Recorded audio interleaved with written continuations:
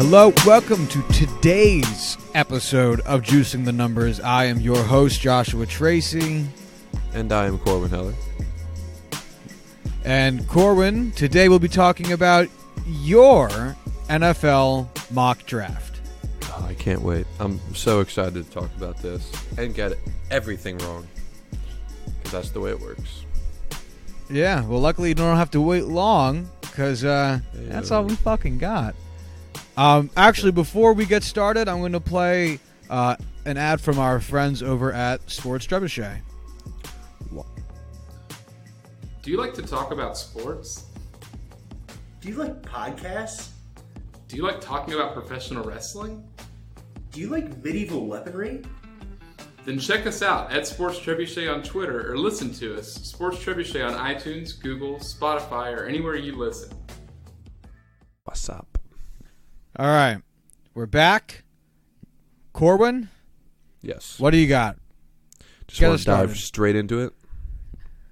Fuck it. Why not? I mean, this is going to come out on Monday the 22nd, so it would be a good 3 days before the draft itself. I don't really know what other primer to really do, unless there's any prefacing you want to do beforehand. Yeah, I'm basically doing, it's a single first round. I usually do 2 or 3 rounds for my personal mock drafts that I don't publish because I'm dumb. We're just doing one because it's, the short episode. We're not trying to do the 2.5 hours worth.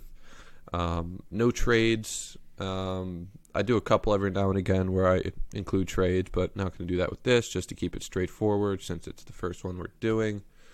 I pretty much tried to go major needs at each position. Some of these picks I'll talk about are ones where I just really want to see the team go for this player. Other picks, it'll be stuff that it's so heavily rumored to happen, and it looks like it's going to be that way that you got to go with it.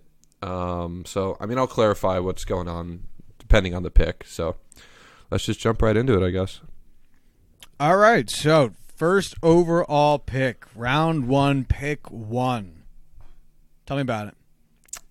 This is just one of those picks where it's not the decision I personally would have made, but it's looking like it's going to end up being this way regardless, so might as well stick with it and try and make the rest of the mock draft a little bit more accurate. So we went with Kyler Murray, a quarterback from Oklahoma. He's not my favorite quarterback in this class. I like him significantly less than I did Josh Rosen this time last year. I still think Josh Rosen is going to be a better NFL quarterback. I mean, it's Cliff Kingsbury. He's going to have a dynamic offense with whoever he has a quarterback. They just really seem to love Kyler Murray and want to move that direction. So I can tell you that if they do this, they are going to trade Josh Rosen before the draft. And wherever he ends up is going to affect the rest of the quarterback needy teams in this. So right off the bat, it's going to screw everything up. But fuck it. Why not? Let's stick with it. Where would you most likely see Josh Rosen going? I could see him going to Miami or Washington. No Gigantes? No, I don't think the Giants are smart enough for that, in all honesty. Well, Dave Gettleman anyway. Yeah, they just don't seem committed to wanting a quarterback. I think he would be that would be the best spot for him. The New York media would probably tear into him, but I think he's got the mental fortitude to hold on to it or to handle it. He's got enough weapons, even without OBJ, to actually put together a solid, sophomore season. But I just don't see them biting the bullet on sending they definitely wouldn't send their first round pick this year. I just don't see them biting the bullet and sending their second this year for Josh Rosen. Yeah, that's fair. I think that's fair. I'm with you. I don't like this. But it's been talked about to death, and when things get talked about this much, it's hard not to take it relatively seriously. When it first started up, it was a lot of no fucking way. Why would the Cards do that? That's fucking stupid. But it's just not left. And it's hard to tell if it's like a combination of the fact that like this is the dude, Kyler Murray is the dude that turned down the Oakland A's to play baseball, and $14 million. And he's also the guy that just won the Heisman, and this is the team that the Cardinals are a team that did super fucking poorly, and this is a head coach that likes young mobile quarter. Like, it's tough to tell if it's actually a thing or if it's just the perfect storm of media interest and situation that it like writers will go, well, it makes sense, and then it just doesn't happen. It's tough. I don't even know where this idea where Cliff Kingsbury loves, small mobile quarterbacks is from. Like when he was at Texas Tech, none of his quarterbacks were run heavy outside of Pat Mahomes, just because he's so good at moving outside the pocket and moving, behind the line of scrimmage and breaking free. Johnny Manziel at Texas A&M was really his only mobile quarterback that he's ever really truly had at starter. So I don't know where that idea started. I get it. I heard the same thing, but I think it's just writers like to come up with shit just to talk about, Mm-hmm. Kingsbury could have had 25 quarterbacks and only one of them would have been mobile, and someone would have said he likes the mobile quarterback the most, though. You're not wrong. That's exactly how that would go. Let's just move on to the next one, because I feel like we could spend an entire hour talking about just the Kyler Murray situation. Oh, I definitely could. So moving on to number 2. San Francisco 49ers. I have the best player in the draft going here, Nick Bosa, edge rusher from Ohio State. Missed almost all of this past year with a sports hernia. Dropped out of school early to focus on the draft. If he was able to play through his entire junior year, I think there's no doubt, no question that he would be the first overall pick. He's just that talented. I think he's more talented than Joey Bosa is. I think you could plug him in anywhere into any one of these teams in the top 10 and, well, any team, and he would just be a dynamite pass rusher for them.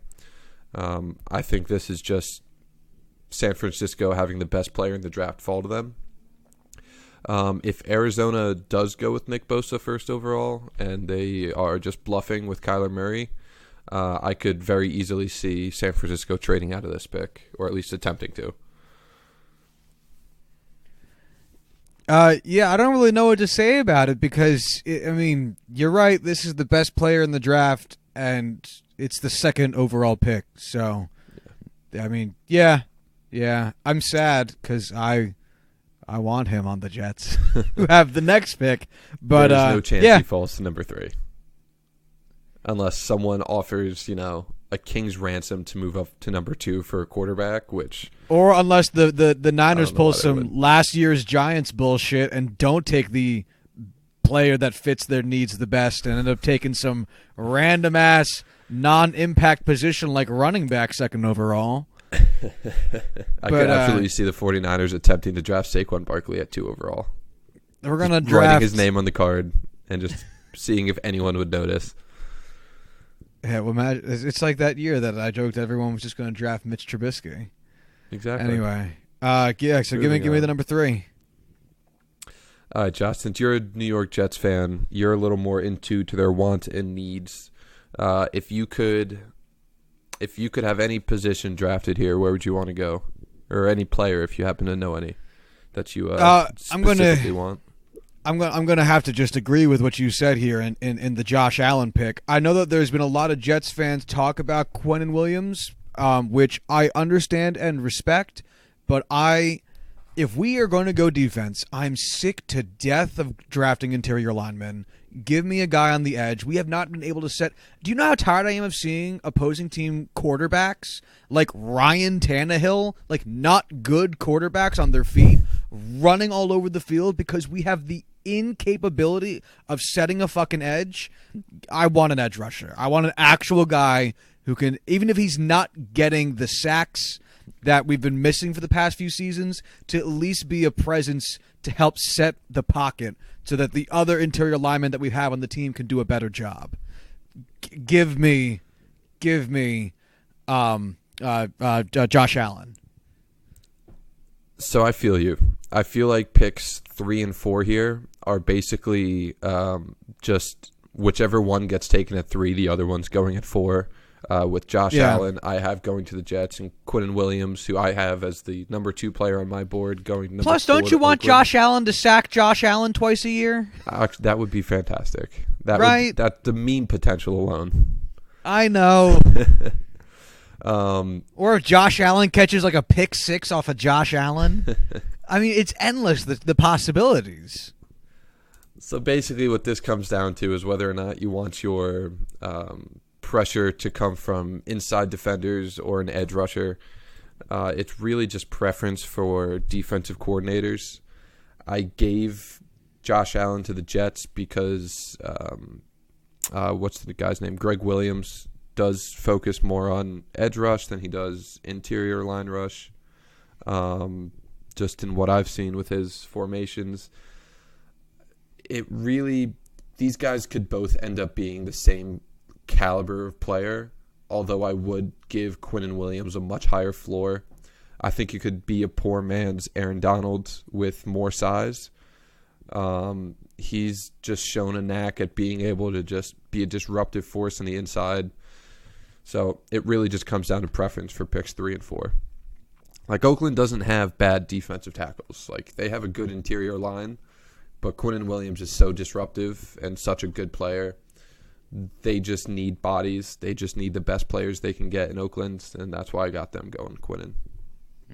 Yeah, I don't think I'd be like diving through tables like a Bills fan levels of angry about taking Quinnen Williams, because I do think he's going to be the 3rd overall pick should get you premier talent. So like, I'm not worried about getting a good player at 3. It's like what you said. It's just positional value at this point. And if I had the option, which it looks like the Jets will, give me the guy on the outside rather than the inside. But yeah. So Thursday's episode, so the episode that came out today, based on draft pick value, moving down from 1 to 2 to 3 to 4 to 5, whatever it may be, it's not as crazy as you might think, as long as it's a draft like this, where all of these players are at essentially the same tier, same caliber of player. It just comes down to positional preference. So, like, this isn't a good year to move down a pick or 2 in the top 5 or 6. This is a good year for that. Right. Ready to move on? Yep. Got any more? Cool. Number 5 to the Tampa Bay Buccaneers, I have Devin White, linebacker out of LSU.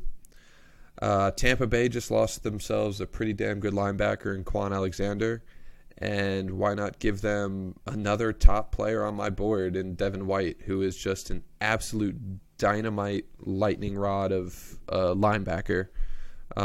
Just absolutely lightning quick, much better hitter than you would expect for a raw. I want to say raw. He's not incredibly raw. He is a very good linebacker, regardless of what you might describe him as. Roquan Smith last year went 6th overall to the Bears, and Devin White is just as fast and even bigger than he is. I love this guy. I would kill to have him somehow fall to the Steelers. He's just so good. I think he'd really fill out that Tampa Bay defense and give them just something to have, something to lead that defense, because they just looked lost last year.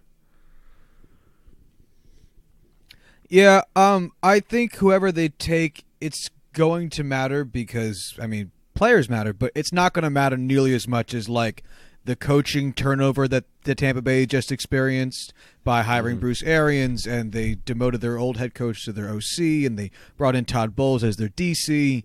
So, this pick, regardless of what it is, I don't think is going to be the impact that that's going to be. But, yeah, like, cool, man. Yeah, I mean, this isn't a wild pick. Yeah, no, sounds like you really killed it. I believe you. I hope so. But, like, you could have put... I hope I killed every one of these picks. Like, you could have put any position here, and, like, Yeah. I would still just say it's second, except unless they took a quarterback, then that would be a huge thing. But you could put literally any position here, and it'd be like, yeah, I mean, the coaching staff, but yeah. Give him a kicker. So, yeah, let's just go watch him draft that Sebastian Janikowski.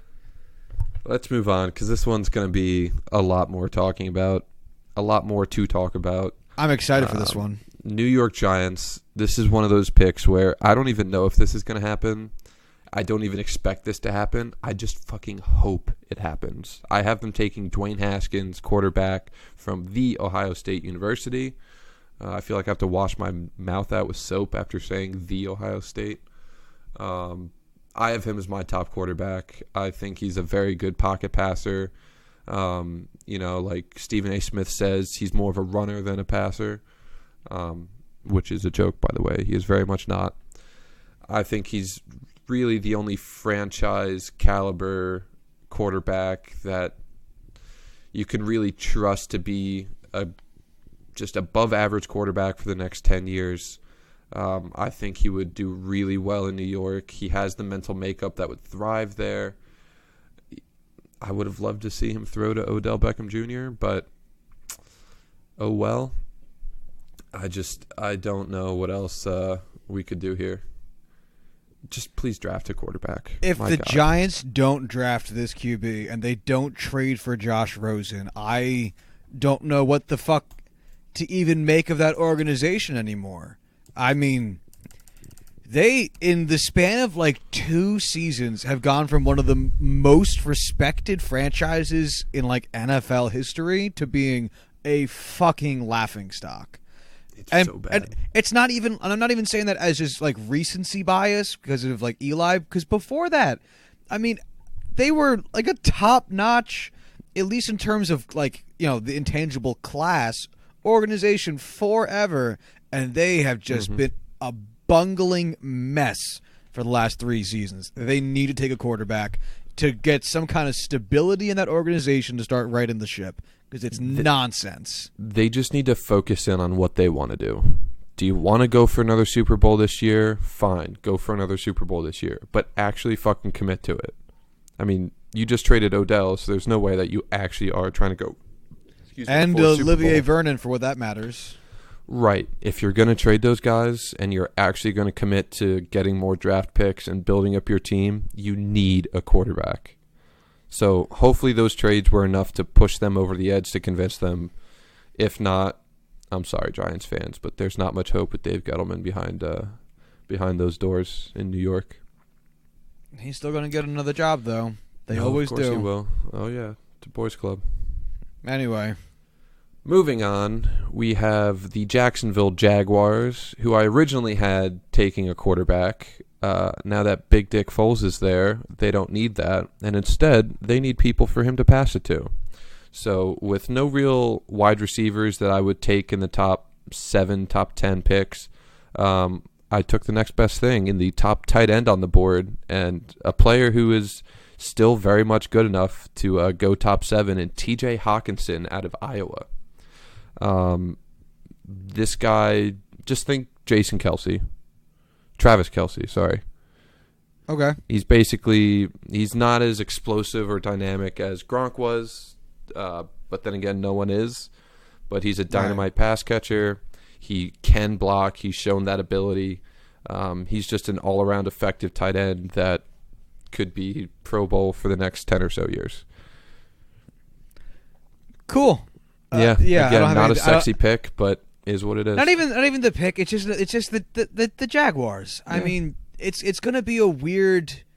They went to the AFC Championship game 2 seasons ago. They shat the fucking bed last season. And yes, so this season's just going to be a really big question mark. So again, you could have put a different position here, and I'm just not sure what I'd have to say about it because of just how odd of a place the Jaguars are in. I was thinking about giving them, some more defensive help just because their defense was so good 2 years ago, but they still have some really great players along the defensive line. They have some great defensive backs there still. Their linebackers are phenomenal. So I figured why not fix the one thing that's been broken the past couple of years and just beef up that offense. Yeah, no, I'm with you. Makes sense. Moving on to number 8, the Detroit Lions. I gave them probably my favorite defensive prospect in this year's class, in Brian Burns, edge rusher out of Florida State. man, this guy is quick. He is lean. He just has the best bend that I've seen in the past couple years. Just so flexible when turning the edge on a pass rush, so quick. He has a couple moves that he's shown. He showed at the combine that he was able to put on some weight and beef up while still not losing just an ounce of speed. In my last mock draft, I had him going number 3 to the Jets instead of Josh Allen. But with the way people have just been talking up Josh Allen so much, he is a little bit more refined. So I gave them Josh Allen and moved Brian Burns down a little bit. I think he has one of the highest ceilings of any defensive edge rusher in this class. I just can't wait to see him just get to the NFL. And why not go with Detroit, who will always have a little place in my heart. Still got that lighter. Yeah. Yeah, I don't have anything to say about this either. Do you know who Brian Burns is? He's the son of Brent Burns, right? Yep, that's him. Yeah, Same I thought beard so. and everything. Yeah, Father-son duo. They came out of the for womb the with ages. I don't have anything to say about this. Yeah, I'm just really sitting here trying to think of something. Detroit's one of those like sad teams where it's like, you know what? It's a Detroit pick. I have no strong feelings one way or the other. Yeah, I don't know what their problem is because I don't watch enough of their games. I know their division was supposed to be really good last year and then was just fucking awful. So I just don't know what the fuck to say about this. So we can just move right past it. Moving on to the Buffalo Bills. I have them picking up Jonah Williams, offensive tackle or offensive guard, depending on your opinion, from Alabama. This guy has been so great for Alabama. I think he's going to be the best offensive lineman in this class that we talk about in 3 years. He's a little on the smaller side, doesn't have the longest arms, which scouts believe is the end-all be-all for offensive tackles, which I don't agree with. So I wouldn't be surprised to see him fall a little bit because of that and see other guys that we talk about rise up a bit. But this guy's my favorite. I want to see him go top 10 and really solidify that elite status of being the top offensive tackle in this class. And what better way to help out the other Josh Allen than giving him something on that offensive line to keep him from having to scramble for 150 yards every game. Yeah, this makes me sad because this is a very sensible, very good pick for a team in my division, and I don't like that. Because I've often said that if the Jets were to trade down, this is the guy I'd want them to move down to pick up, in addition to acquiring the additional draft picks, because every single offensive line in all of football could use help. So it's there's no such thing. It's like starting pitching in baseball. There's no such thing as too many of them. Nope. Exactly. So it'll always be a good pick, especially because the Buffalo Bills offensive line is garbage. Yeah, it's really, and they're losing bad. Richie Incognito, who's not even that good, but I mean they're still losing a guy, so I guess that counts for something.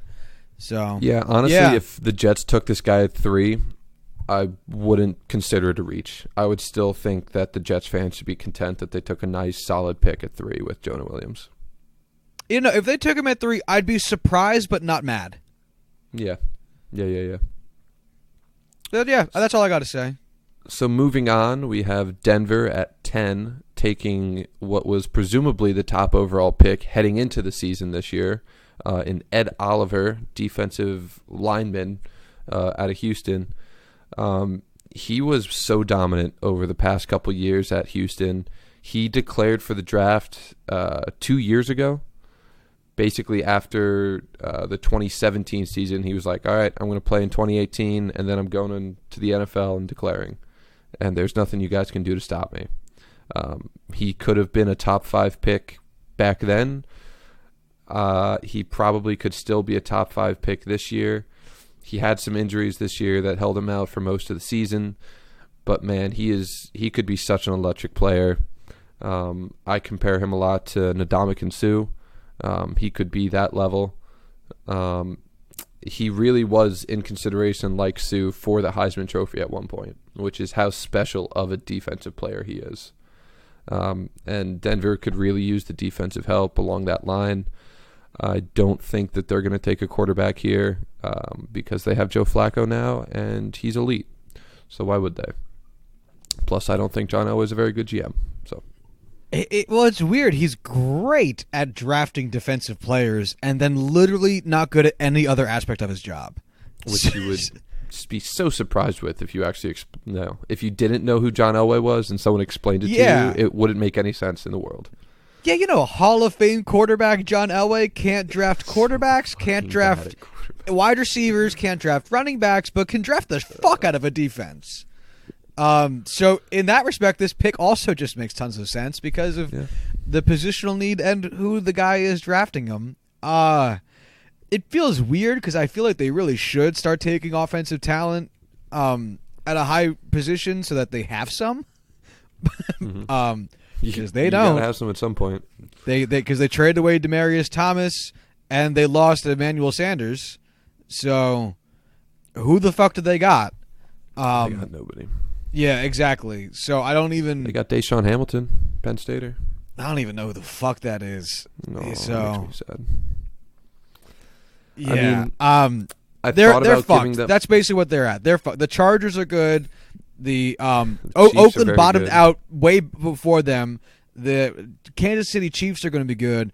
I think that this is the season that's either going to be a continued year of mediocrity for the Denver Broncos, where Elway's like, "Nah, trust me, we can still do it," or they're going to bottom out but constantly be a year behind the Raiders, which is what's going to fuck them. So I think this pick also doesn't matter too much in this landscape of the 2019 NFL season, but I believe you've made a good choice here, buddy. Thanks. Moving on, the Cincinnati Bengals take linebacker Devin Bush out of Michigan, which, just like the Jonah Williams, is super sensible and hurts me a lot because I don't want them to make smart decisions. And I would really love Devin Bush to play for the Steelers. I mean, they don't have anybody at linebacker right now. They have players at every other position along that defense. Offensively, they've got good players. They're not ready to replace Andy Dalton for some reason. I don't want to talk about Cincinnati. They're an irrelevant fucking franchise that should be moved out of that waste shithole of a city. Let's move on.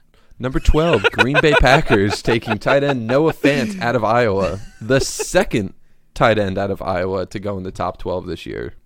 Not only are there 2 tight ends going in the top 12, both of them are from Iowa. Fant, to really just sum it up, better pass catcher than Hawkinson, but slightly much worse pass blocker. That's really all you got to know. Slightly much worse pass blocker. Think like Jordan Reed. Yeah, it's weird that the Packers seem intent on trying to obtain level of offensive capability while just refusing to acknowledge they have a defense. Fuck their defense. I mean, last year they took a lot of cornerbacks in the first 2 rounds. Oh yeah, last they year did. Was That was weird. I forgot that. Year. But I think and that's the only one for the next decade. I'm thinking Aaron Rodgers has kind of this offseason gone up to them and been like, "Hey, if you don't help me the fuck out, I will burn this franchise to the ground." And they're like, "Okay, you're Aaron Rodgers. We're going to listen to you. Let's get you somebody to help you out." So, yeah, I do think this makes sense, though. I mean, Aaron Rodgers could always use more dudes to both attempt to pass block and throw the ball to. So this sounds super reasonable to me. Oh, yeah. Moving on, number 13, the Miami Dolphins. Oh, my God, real quick. I'm watching Yes Network, and they just showed a picture of Brett Gardner in 2008 when he had hair, and wow, did I forget what that looked like. Oh, my God, it's uncomfortable. I'm going to wait for you to start talking about anything and look up a picture of Brett Gardner with hair. But yeah, I'll just introduce the next guy while you do that. So, yeah, Miami's 13th on the board. They're going to be taking quarterback Drew Lock out of Missouri, and I don't know anything about Drew Lock other than the fact that he's got a great football name. So, yeah, Corwin's face is currently wretched. What is this? Dude started balding so young. Why do you think he shaves his head? Well, I kind of put that together, but that's not what I would expect Brett Gardner with hair to look like. I know. There's also not a lot good. of, like, he's also wearing, like, a suit and tie, which is, like, the picture I'm looking at. It's just whatever. I got to move on. Otherwise, Like, that's going to distract me. for an somehow hour. he looks older with hair than he does without it. Yeah. Oh, exactly. Even though those pictures are 10 years old. Sorry, continue. Drew Lock. Tell me about Drew Lock. Drew Lock. I don't love him, but he's really all we got at quarterback in this draft. Like, I hate this draft as far as quarterbacks are concerned, especially in the first round. He's got all the who's tools. Miami's starter this year? Do you know? They don't have one. I think it's They don't Brock have one, right? Osweiler. Yeah, I think it's Brock Osweiler. No, is it? I think so. Fuck. Yeah, I originally didn't have them going Drew Lock because I don't really believe in Drew Lock all that much. But then I realized it's Miami and they have literally no one else. So I thought I'd have to change this around a little bit. I mean, he's a big guy with a big arm who threw too many interceptions in college and never really owned up to his potential. So he fits in perfectly with Miami. Really all I got to say about that. Maybe. Yeah, I now see why you mentioned Miami for a possible trade target with Josh Rosen. I completely nothing. forgot that their quarterback situation was nil. If Damn, they okay. seriously don't trade, like, they should trade their first-round pick for Josh Rosen. Like, they should trade anything and everything to get that man because their options are not good. Yeah, 'cause I I saw was sitting there rumors thinking, I about don't even them know who else wanting on to the trade put this market. off until next year and not draft a Really? quarterback at all this year, and I thought that would be absolutely mind-bogglingly insane. So they just throw away the season. Yeah, what the hell? They got nothing else to do. Because, like, that's not even... That's... Oh, wow. That'd be worse That than should when be the criminal. Browns That started, should like, be Deshaun Kaiser. anti-competition. It honestly kind of should be. That'd be fucked. Anyway, let's move on. Moving on, number 14, the Atlanta Falcons taking Montez Sweat, edge rusher out of Mississippi State. It's not pronounced sweet. It's Sweat. Yeah, Damn it's it. Sweat. Because I was going to say, Sorry, bud. Montez Sweat could be the most Atlanta name in NFL history. Oh, my God. That'd be perfect. Although Montez No, Sweat's also it's pretty Sweat. good for Atlanta. Not too shabby. Anything Montez. Yeah, Montez in Montez general anything. is a very, like, Atlanta football name.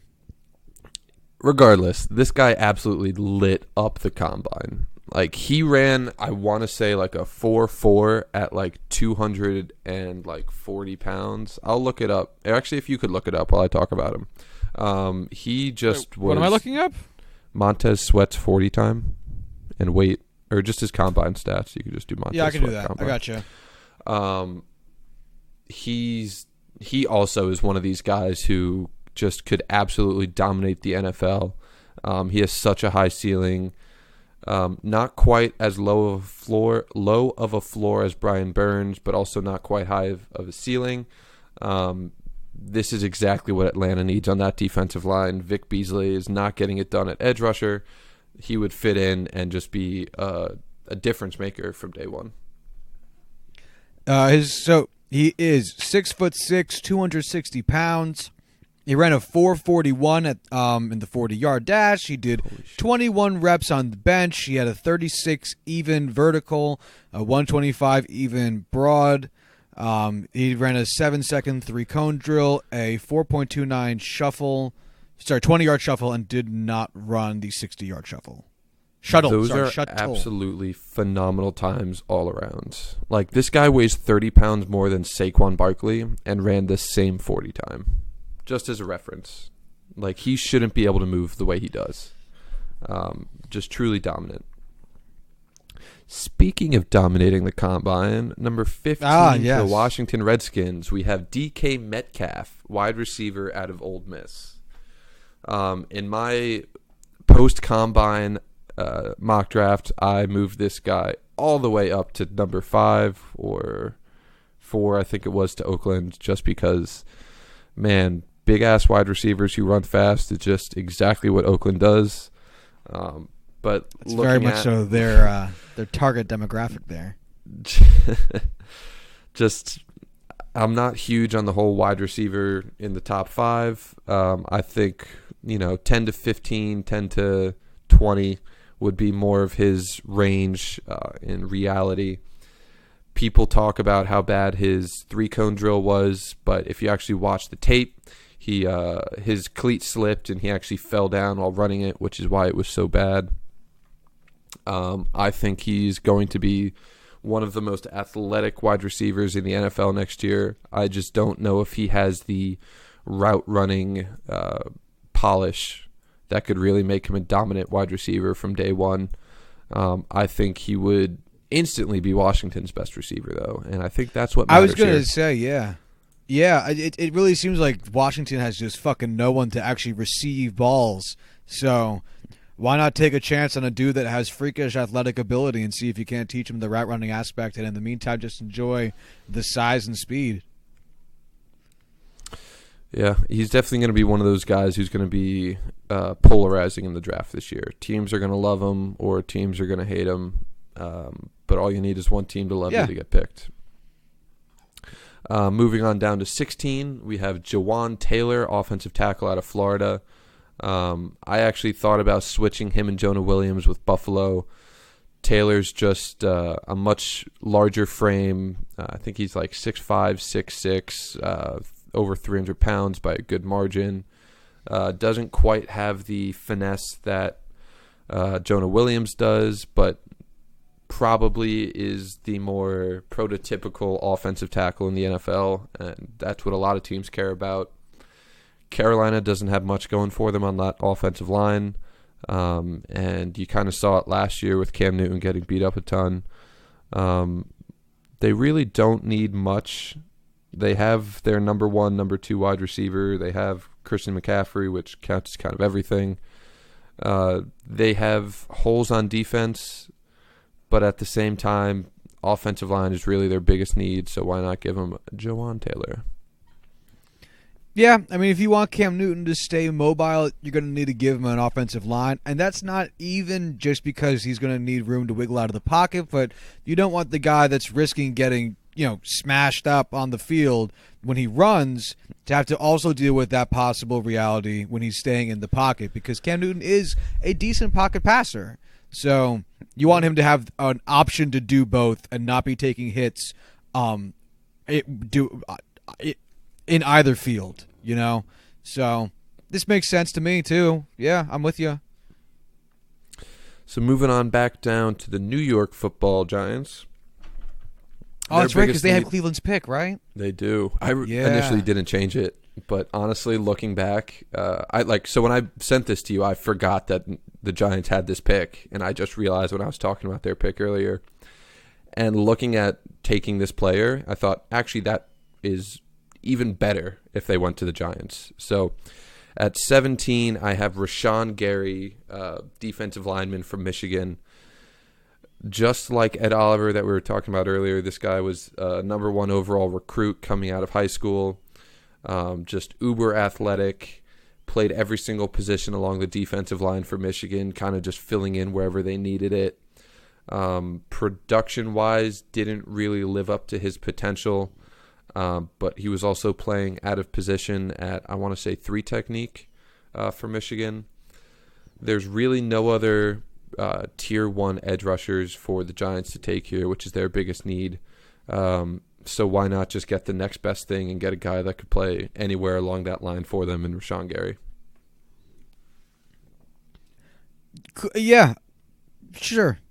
We talked about the Giants being fucked already. I mean, this pick to me is so irrelevant in comparison to what they do with their earlier pick. It's still going to be important because it's still your second first-round pick, and that has a ton of value. But especially at 17, right? That's what this is. Yes. But just in comparison to their earlier pick, this just doesn't fucking matter. As long as they get a quarterback with the first pick, exactly, they could take literally me, and honestly, it would still be a win. It'd be a good draft. It'd be a fine draft. Imagine me at 6'6", 200 even, just Did you lining shave up. 2 inches off your height? What did I say? You said 6'6". I absolutely did. Better believe it. Usually people add on inches there, pal. No. I need to be shorter. You should say you're 6'10", so that you can just like Plaxico Burress which we just talked about the other day. Yeah. To stand above cornerbacks and catch the ball. No That'd need be to fun. jump. God, I used to Just love watching Kareem him. Abdul-Jabbar Anyway. just out there. That'd be great. Moving on. The Minnesota Vikings taking a Minnesota Vikings pick with Andre Dillard, offensive tackle out of Washington State. This guy came on late in the process, really showed off during the Senior Bowl and at the Combine. I really like watching this guy's film. He's a definite playmaker at offensive tackle. Like Carolina, Minnesota just desperately needs guys along that offensive line. And I think he would fit in, be a day one starter, and actually be able to make a difference along that line. And actually, hopefully, be able to get that Minnesota offense rolling again next year. Yeah, I'm going to say the same thing about Minnesota's pick as I did the Lions' pick, in that they all sound good, and I don't know what happened to them last year because they were supposed to be great and then shat the bed real fucking hard. Yeah, this is going to be, or same thing as the Jacksonville Jaguars. They made it to the NFC Championship game 2 years ago, finished second to last in their division last year. Third, maybe, because no one of the Vikings, Packers, or Lions had a good season. And then this year is just a big old question mark. Although they are in a much better position than the Jaguars, but yeah. So I all those picks that they could possibly make sound good, including this one. All right, moving on to the Tennessee Titans. Tennessee is just one of those teams where I find it hard to draft for them because I just have a hard time finding out those needs. You know, like I don't watch enough of them throughout the year to really know where they're lacking. So I tried to do as much research as I could into it. They could use some help interior defensive line, and why not give them the best, interior defensive line left on the board by a good margin in Dexter Lawrence out of Clemson. This guy's just a massive human being that dominated every single year he played at Clemson. I think he could fit in nicely between Cameron Wake and what's his face out of Boston College last year, Harold Landry. I think he'd really fit in well between those two guys. And Tennessee's defense surprised last year with I thought they were much better than I thought they were going to be. Why not just improve it a little more? Sure. Let's just move right past this. To the Pittsburgh Steelers at pick 20. The fucking lame-o factory. Oh, yeah. So I would absolutely love if one of the top two middle linebackers in, Devin White and Devin Bush fell here. Neither of them likely will. But also there was not a single cornerback taken yet. So why not take the best one, in my opinion, in Byron Murphy out of Washington? I think this guy is I want to say all-star, but it's all-pro potential in the NFL. Doesn't quite have the ceiling of a guy like Greedy Williams, who many say is the top cornerback. But honestly, I'm sick and tired of the Steelers taking these just uber athletic guys who don't have any real production or nuances to their game. We need a serious playmaker now. We can't wait for them to kind of figure out who they're going to be. No more risks. Take Byron Murphy. He'll be a star for us and instantly be our best defensive back. Yeah, cool. Pittsburgh's defense sucks, so that makes sense. Moving on to Seattle.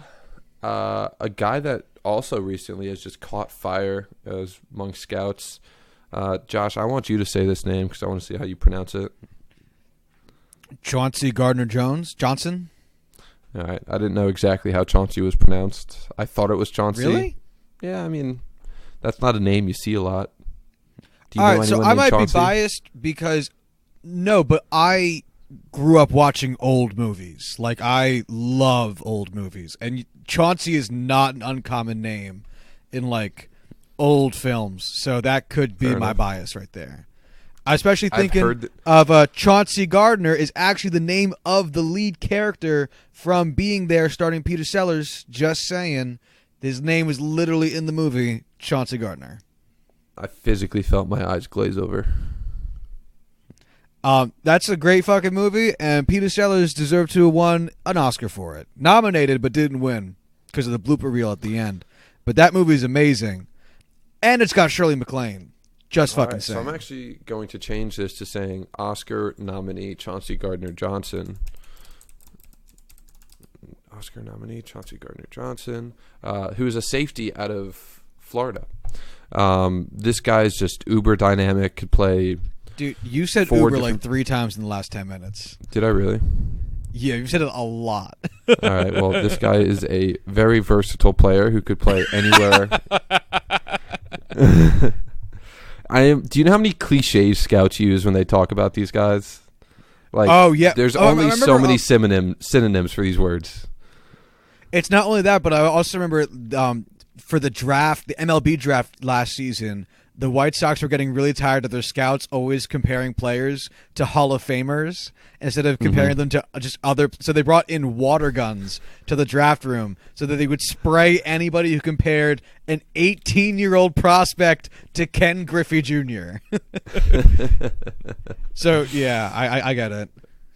I know. I hate watching it too, but at some point you just fall into that trap of running out of words to use to. Like, you hear it so much when you talk about these guys, and like I always think of these words when I think about them. Right. So it's that word association. So I always get wrapped up in using the stuff that's fresh in my mind. But regardless, I understand. I knew that's what you were doing too, because I knew you weren't realizing how much you were saying it. Oh, absolutely not. But really, this guy could play free safety, strong safety, nickel cornerback. He could play along the line. He would be a dynamite for Seattle. Just fit anywhere that they need him to. And on that defense, they kind of need something like that because they don't have Earl Thomas, Cam Chancellor, or anyone left from that Legion of Boom. So why not? Yeah. I mean, I think this makes sense. I could also, maybe not easily, but could see them trying to take an offensive weapon of some kind, since it seems like their skill players on offense is a little bit lacking. But I think that's fair to say the same thing about this position group. So, they're makes just sense not to the me. same team they were. No, and that's not to say that they won't be competitive, but they definitely a significantly less talented team than they were when they won the Super Bowl because everyone's getting paid elsewhere. Exactly. So moving on, at 22, we have the Baltimore Ravens, who just, I don't know what their offense is going to look like next year with a full offseason with Lamar Jackson running the show. They are still probably going to heavily favor the run compared to the pass, but they also probably did that a lot last year because they had no one to pass it to. So why not give them the next best wide receiver in this draft class, N'Keal Harry, out of Arizona State. This guy's just a monster. He is just as large as DK. He's just as large as DK Metcalf. Not quite the same athlete, but also a little bit more polished as a route runner. Absolute monster after the catch.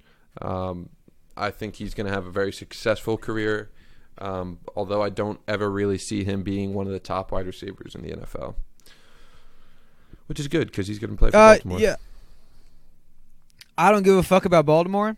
Mm-hmm. I think that Lamar Jackson is not the answer, although I would still root for him because he's a young dude. But I don't think he's going to. I think they're going to be mediocre as fuck. Really do. So I don't care. I just don't care.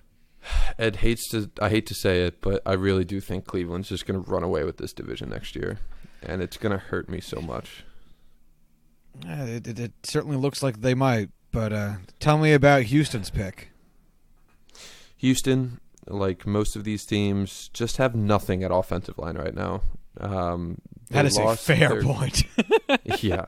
They're bad. They really need a guy, and Cody Ford might be the best offensive tackle in this draft out of Oklahoma. Just dominant in college, just really solid guy all around.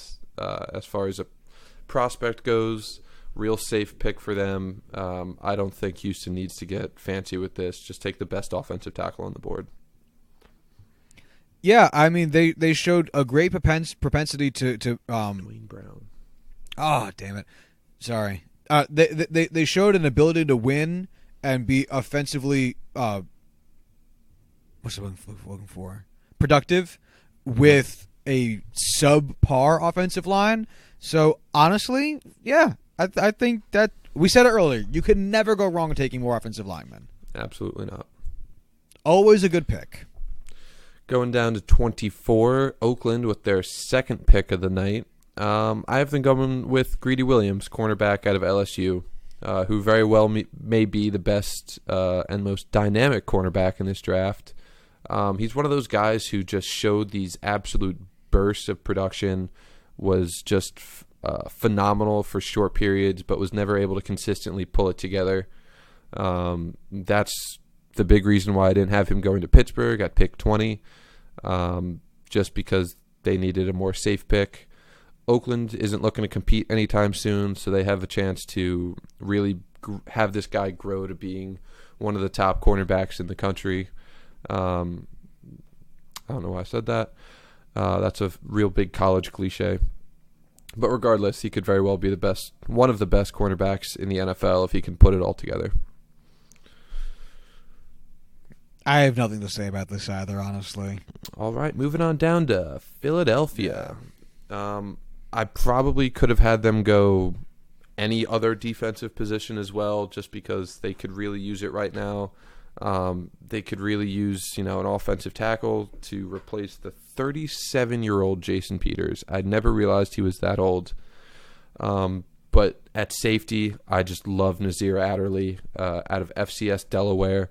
Just as much as I want to say he's a lightning rod, just like I did with the last guy I talked about, he is just so quick, so fast, able to cover all areas of the field.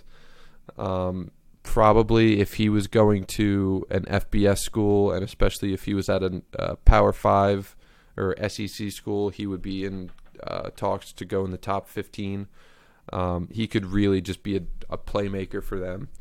And I just want to see Philadelphia just have, a real hard-hitting, fast, speedy safety in there again. So, yeah. I don't. Well, that's fine. You don't. I want the team to just suffer. I want them to get locked out of a stadium one day, and just have to forfeit on accident. What do you have against Philly? Everything. The town's awful. It's just such a mediocre town. You are such a New Yorker. What fucking city closes at 5 p.m.? It's insanity to me. It's creepy and weird, and the people suck. I mean, there's nothing good there. You are about as Brooklyn as it gets. How? I'm not even remotely Brooklyn. I know. That's what makes this so surprising. And all of something my that I have to family's point from the out. Bronx. I know, but all right. I meant the Bronx. That's on me. I'm very much not from New York City, so fuck off. Anyway, continue with telling me about Indianapolis's pick at 26. All right. Well, this guy, Jeffrey Simmons, as far as actual playing goes, he is a top 10 player.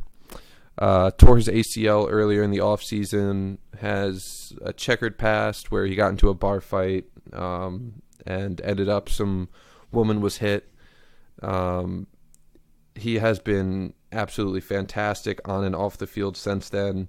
I truly believe that off-field incident was really just a run of bad luck than something that was an issue with his character. I would love to see this guy go much higher, although that ACL injury would really damper the effect or the probability of that happening.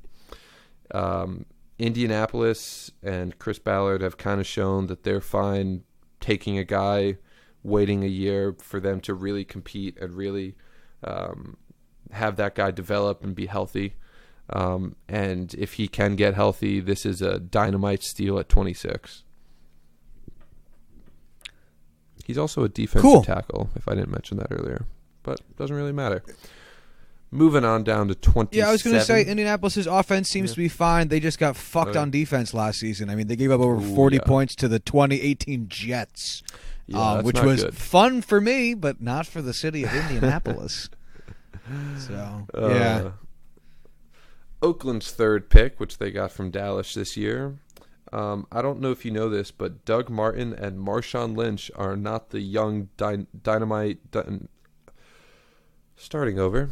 I don't know if you know this, but Marshawn Lynch and Doug Martin aren't the dynamite young backs that they used to be. And those are the two starting running backs for the Oakland Raiders going into next year. So I feel like it's Are time for they? them Is to Marshawn replace still them. there? Yeah. Because I thought he signed a 2-year contract 2 years ago. I thought he was done. I thought there was another option, and he was still thinking about coming back and just hasn't quite made it official yet. Regardless, I have them going with Josh Jacobs, running back out of Alabama. Never really showed the production until this past year just because Alabama running backs are usually pretty damn good, and there's always so many of them. But I think this guy's head and shoulders above the rest of the running back class in this. At 27, you can get this guy and don't need to reach for him. Oakland is kind of just down to taking best player available, and they need some real offensive talent to replace, Amari Cooper. And, man, they just don't have anything on offense right now. Like, David Carr's not a sexy player. None of their wide receivers are sexy. They don't have a tight end. Carr. I say David? Yeah. Yeah, whatever. Yeah, I know. So boring it doesn't Same even matter. guy. Yeah, pretty much. What's the difference anyway? Just love like 200 sacks. Oh, jeez. Yeah, I mean, Oakland doesn't have a lot going on. This is all going to be more relevant when we talk about this team in like another year or two than it is right now. So whatever they think is best for their progression as a team, so here being the running backs, progression as an offensive unit is going to be judged over the course of time, and it's not going to be immediate impact for any win-driven success outside of team skill progression and congealing success. So, yeah, I have nothing to say about this.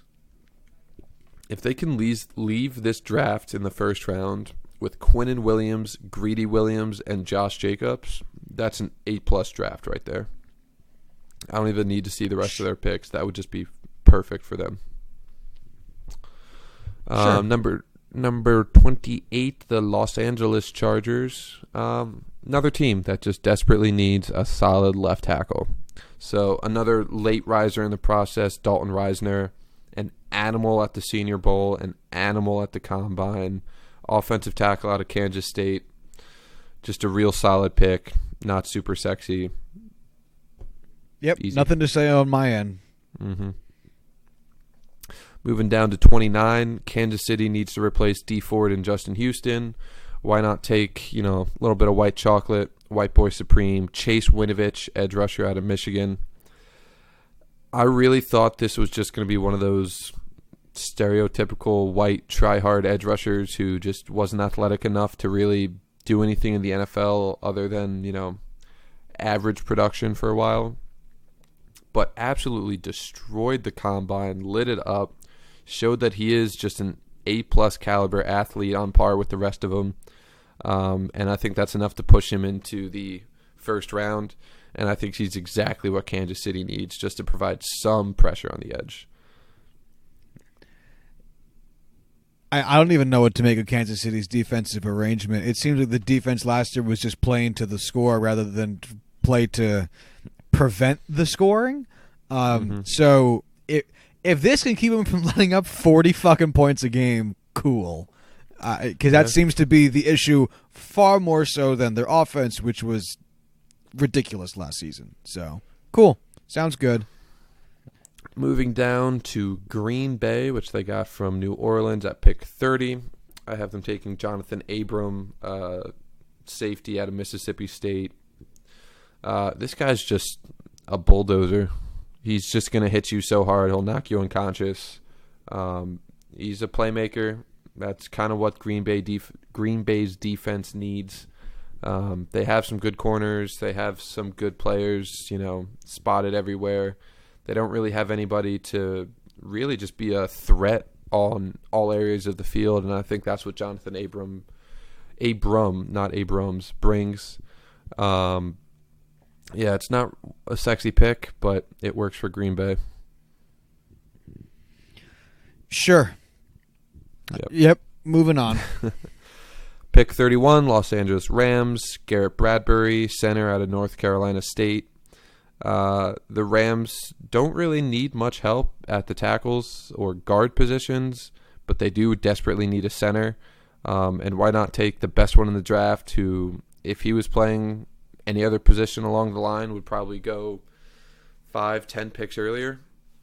But he's a center, he's a guard, so he falls down to 31, who the Rams graciously pick up and run with it.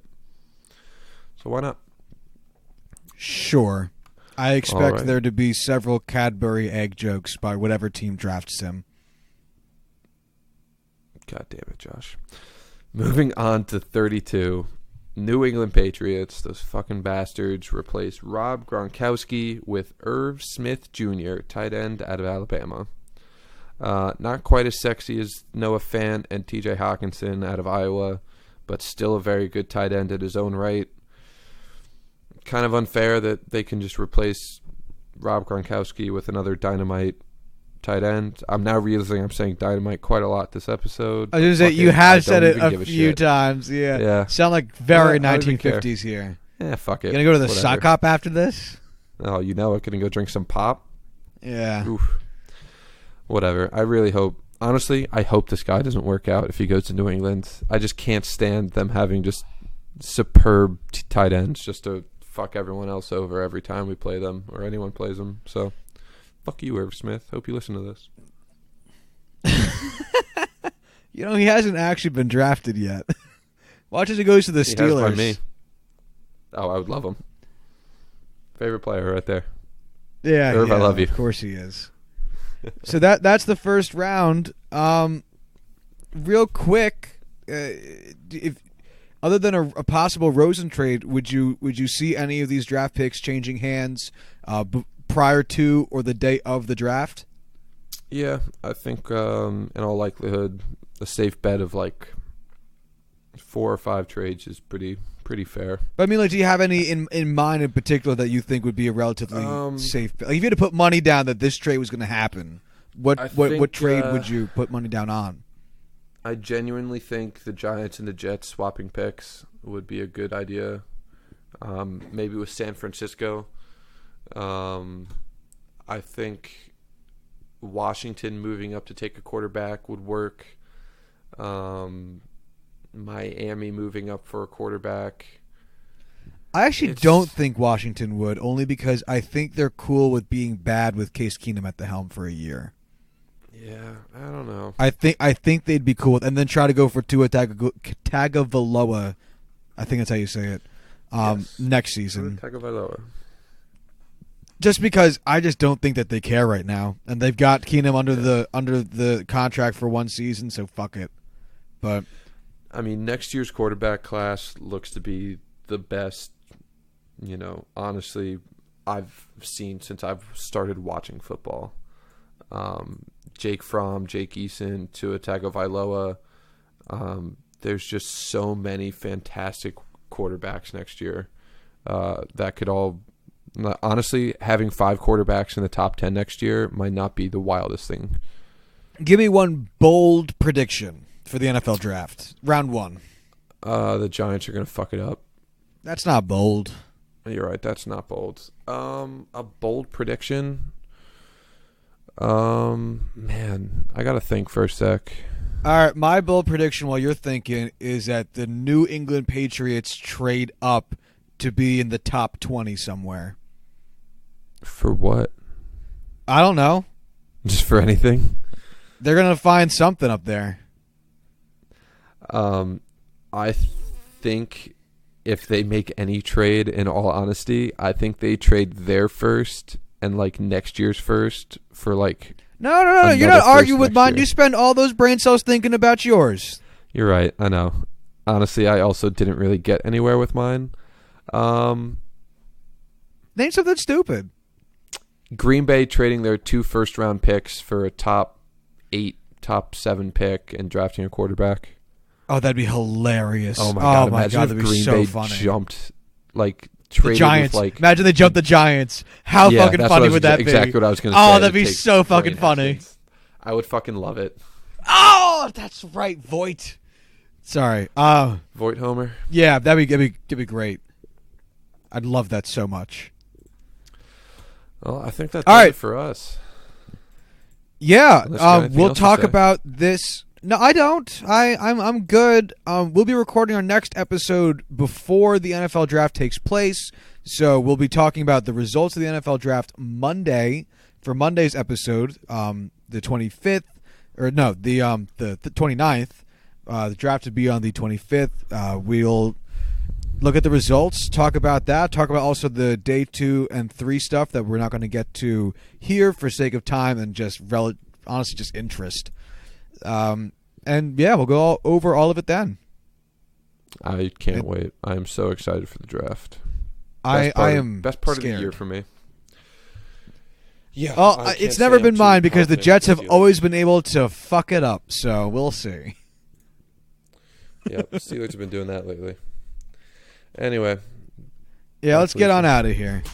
All right, if you want to hit us up via email, you can do so at juicingthenumbers@gmail.com. If you want to hit us up on Twitter, you can do so at juicingpod. It's juicingpod. And if you want to find our website, you can do so at juicingthenumbers.wixsite.com/website. It's all in the notes. It's all there. Everything you need. The keys to life, liberty, and the pursuit of happiness. And we will talk to you guys all on Thursday. Take it easy.